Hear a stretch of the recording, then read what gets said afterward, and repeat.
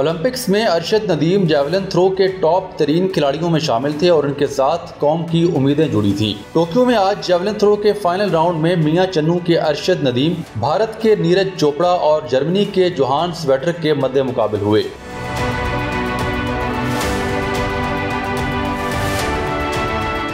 Arshad Nadeem javelin throw के group B मुकाबलों के ऑटो क्वालिफाइंग राउंड में सिलेक्ट हुए, जिसमें अरशद समेत 7 दीगर एथलीट्स कामयाब हुए।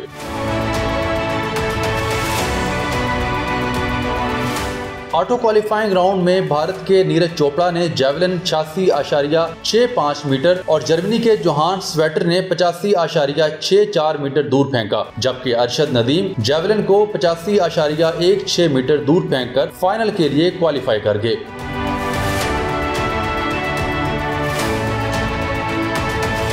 पाकिस्तान की तरफ से इन मुकाबलों में 10 एथलीट्स का दस्ता भेजा गया। पाकिस्तान के 10 रुकनी दस्ते में किसी भी एथलीट ने अभी तक रवां साल के ओलंपिक्स में कोई मेडल अपने नाम नहीं किया। ताहम अब पाकिस्तानी कौम की नजरें पंजाब के एक देही इलाके मियां चन्नू से ताल्लुक रखने वाले अरशद नदीम पर मरकूज थी। टोक्यो ओलंपिक्स में जैवलिन थ्रो फाइनल में पाकिस्तान के अरशद नदीम मेडल की दौड़ से बाहर हो गए।